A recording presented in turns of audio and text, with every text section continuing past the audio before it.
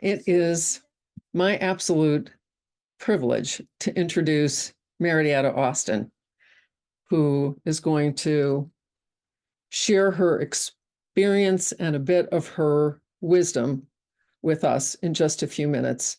And I have been completely inspired by you, Marietta. And I want to take a minute just to share what's come from the inspiration, because you and I met because of a connector, Beth Mount, the ultimate connector. And it was a couple of years ago, and I've enjoyed tremendously being able to be part of learning experiences with you and learn from you and see you as a great connector, as is Beth, and someone who on your journey just energizes and engages other people. And some of the inspiration for what I want to share about the ways that I know and appreciate you really began well before the note you sent last week, but I wanted to share just a few words from the note last week. Let's see. But here's what you said to us, Marietta. When you told us that you weren't going to be able to join last week because you'd made a prior commitment to be on a bit of a learning journey with the Grove out in California, that was a prior commitment to the Pathfinders studio offering, you said this: I've left each session much more inspired with a pearl to take with me on my journey. And then you said our group, referring to the New Yorkers Creating Community, has been meeting so that we can keep the momentum flowing until the next session. For this, I'm grateful. The ultimate goal of taking what we've received and moving the conversation to a broader audience. And I thought about the investment among many things that you do, but the investment in that group and your commitment to a learning journey and growing and listening, and my appreciation of your capacity to walk with families, share stories, create space, and listen with the eyes of your heart. You come with many roles, including executive director. You name and use very few of them: housing navigator, personal support network facilitator, support broker, supported decision-making facilitator. These are actually just windows and ways into being in families' homes and connecting with them. And it inspired me to make a doodle, thinking about your gifts and thinking about the pearls and the aspect of moving from and listening deeply into people's lives and meeting them where they are, not coming in with expertise, feeling the broken heart and listening with the eyes of your heart with presence and curiosity. That led me to just looking around my desk, as one does, with what have I got here? And I started building on top of the doodle that I did. And then I thought about your pearls, and I went in and found every pearl in my house and my life. And this is a heart of pearls, and I see you as really listening with the eyes of your heart and feeling people. And these are the diversity of your people and circles of support and the importance of raising people. And the image on the right is collaborative and co-creation and not walking this alone. And again, bringing forward the heart, because in the lines of a poet that many people know I admire greatly, Margaret Wheatley, some of her lines are treasuring curiosity more than certainty.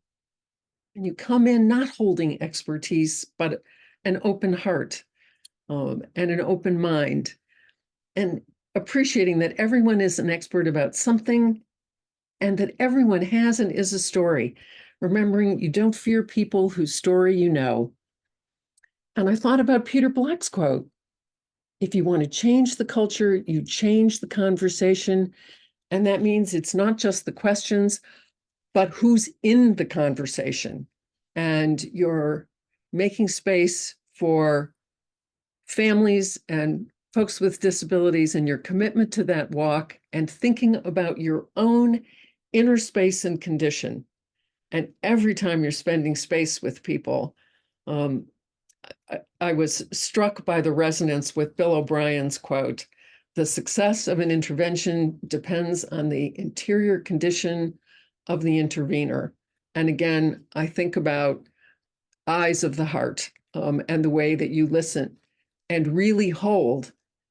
Can you be the space for people and surrender into complete presence to be with people as they are and where they are? And we want to really listen deeply to what you have to say. I hope you can appreciate, after I laid out the artifact, moving in 3 dimensions, I decided to where I'd like to be you when I grow up.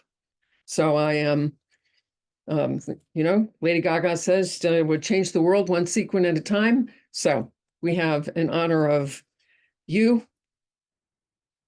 outrageousness, boldly going, I am now wearing you to feel the inspiration. So I have in my life just had an opportunity to find my greatest teaching, to be with family members and folks with disabilities. I can still remember days as the executive director in Rhode Island when family members called after I took the role and said, "Can I come meet with you?" And I said, "Sure." And they said, "Well, I don't have any complaint about this. I just wanted to make sure I could." And the access of that is just tremendously important. And that journey, listening to people and making space for that, for voices too seldom heard, and your commitment to this, we honor and appreciate, and we look forward to hearing what you have to share and then reflecting on that. So with that, Marietta, we are going to hold this space and deeply listen into your experience and your journey, and what you have to share with us this afternoon. Thank you. I am deeply like crying over here, like after an intro like that. Thank you, Lynda. Thank you. And so I just want to start off with, what is my role? Many times you go into a session and people ask you, "What's your position? What do you do? What do you?" And I thought about that again yesterday after conversations with Lynda and Beth, and I thought, well, I wear many hats, but I came to realize after my San Francisco trip that my role is actually a space maker. And many times I never really thought about it until that trip with some events that we were doing. And I realized that many of the families that we work with come from countries where people are hidden. They're locked away. They don't see their potential because they have a disability. And so we don't really see what they can bring to this world. And then they come here. And although that is the mentality that they've left, they've still brought the mentality with them, right? Trying to shake that is really difficult when that's all you know as a parent. And that's all you've been instructed to believe as a parent. And so what then happens is, as a parent, I don't see my own potentials. And so if I don't see my own potentials, I cannot see that of my child. And so it makes it even difficult when someone comes in and says to you, "Your child has potential." Yes, but I have to protect my child from the world, the bad world that's outside. And so that hinders that child's potential. The culture hinders that child's potential. And many times we say, "Oh, I love diversity. I love different foods. I love the clothing. I love the language." But we never remember that there's so much trauma in that culture. So much trauma that's locked in that culture that we just focus on what we see and what we enjoy, but are unable to really penetrate and understand how deep those hurts and secrets are within a person that blocks them from actually coming forward, right? So they hold on to whatever the trauma is, unable to let it go, and it just goes in a circle that never ends. It just continues to go in a circle. The circle never closes because the trauma was never really dealt with. And so even though you may move to another country where there are so much opportunities and possibilities, you're not able to grasp hold of it because your mind has left you back from where you came from. And I say this based on my own experience. I was born in Panama. We came here. I was 5 years old. And I became disabled at the age of 13. And there's a sense of you're depressed. You don't understand what's happening. You're losing your sense of knowing who you thought you were, but not really recognizing that you're on such a powerful journey of actually finding who you really are, right? And so you go on such a journey that you tremble within yourself because of so many things that are happening, still not knowing that there is such a journey ahead of you that makes you go deeper in understanding other people's hurts. And so you struggle within yourself and you struggle within yourself until you recognize, just let it go. Just let it go so that the space that needs to come in can actually step in, guide you to where that direction is actually guiding you. And so I'm going to share a story. And this is a young man named Alex. And Alex is about 28 now. And his parents are from Mexico, but Alex was born here, so he only speaks English. And I had a meeting with his parents, and they were concerned because Alex didn't want to go out. It was a few months before the pandemic. And so I asked him, does Alex have a circle of support? And he's like, no, what is that? And so I said, okay, why don't you invite some family and friends over, make some stuff to eat, and I'll come. And so when I got there, mom says to me, oh, Alex is not going to come out. He says he's not coming out. I said, it's okay. It's okay. Introduce me to Alex. So she takes me into his bedroom. She introduces me. I say, hi, Alex. My name is, and this is why I'm here. And I'm hoping that you will come out and spend some time with us. So the guests started to arrive.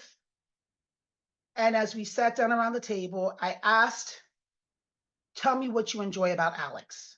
And each person began to share what they enjoyed about Alex. Alex eventually came out and sat at the table. And Alex sat straight up with glee in his face as he heard what people thought about him, what people loved about him. The following month, Alex refused to come out of his room.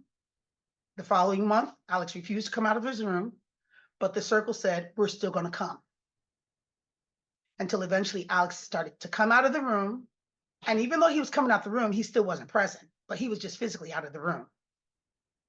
Some months went by, and then Alex actually started showering, putting on his polo, putting on his pants instead of coming out in his pajamas. After that, Alex began shaving before a circle meeting. Alex began preparing his day for his circle of support meeting. I began to drop away about a year and a half after, started coming every other month, and then went to every 3 months. And of course, no, we don't know what we're doing. No, you're okay. I'll just check in every once in a while. You're going to be okay. I saw Alex in November. The parents got together and wanted to have a meal together, and Alex came, and Alex had helped his mom in preparing little empanada sandwiches. And Alex was serving the empanada sandwiches with everyone. This was not the Alex that I had met originally. He walked with his head up high, his back straight. And so the moms had rented a mariachi band, and Alex loves mariachi music. And mom told me when he went home, he was just so elated. He wants to learn how to dance mariachi, which his mother knows how to do, but he wants to take lessons. So in December, I went to the circle meeting. It was virtual. And at the end of the meeting, they're now looking for the next date And Alex types into the chat, my dad and I are going on vacation to Mexico. And so we can't have the meeting until X date when we come back. And I thought, like, you go, Alex. You are finding yourself up in here. And they went to Mexico, and dad was concerned because, oh, Alex with his autism, he's very sensitive. He doesn't want to be touched. Alex let them search him. He didn't flinch. He made it through. Alex survived. Alex survived.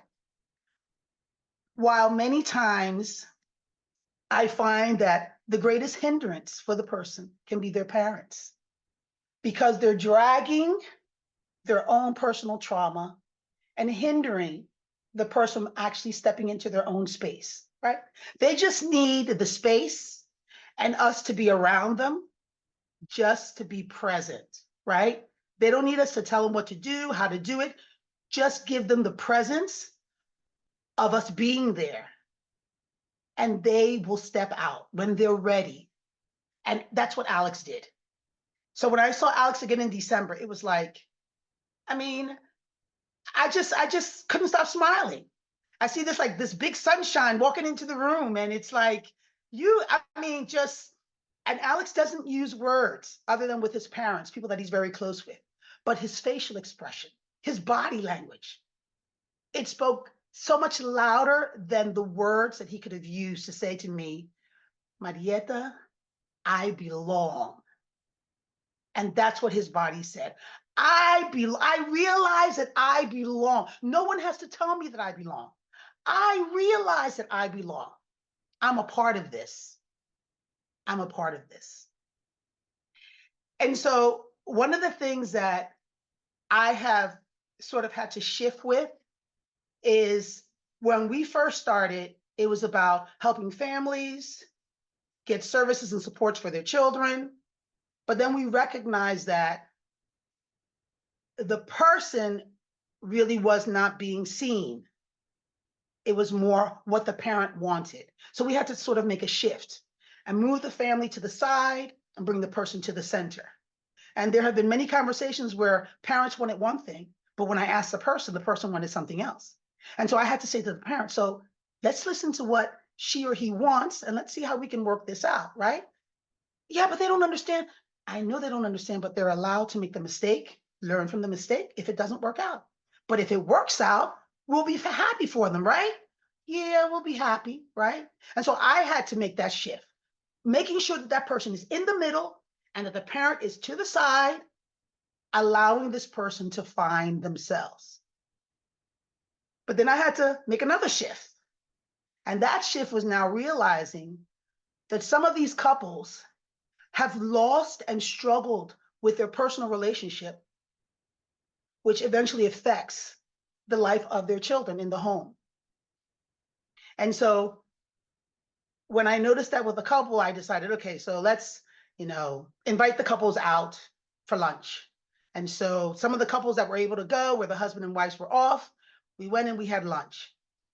And one of the wives said, I can't tell you the last time my husband and I actually went out by ourselves, just the two of us, which let me realize that that's an important aspect that needs to be cultivated for that family to actually survive, for that person to actually survive. Because if the parents aren't healthy, that unhealthiness falls onto the person. Unspoken, but it still falls onto the person. And so I just wanted to sort of end with this. When I went to San Francisco for the 3-day training, on the last day, we were broken up into 4 groups. One person in that group was the person that had some sort of a trauma or something that they had to work through that they had not worked through, and they were sort of stuck. And so what our group did is we addressed what the trauma was and what that person missed through that trauma, and gave her flowers. And she chose a flower, looked at the paper and read out loud what the trauma was, what the situation was, and then put the flower to the side. Each step along the way, she read what the trauma was, what the situation was, and put the flower to the side. When she got to the very end, the joys that she may have found during each trauma was then written down on a piece of a paper. And at the end, she now looked at an artifact that had been drawn by one of the people in the group and put each pieces of what brought her joy to that artifact.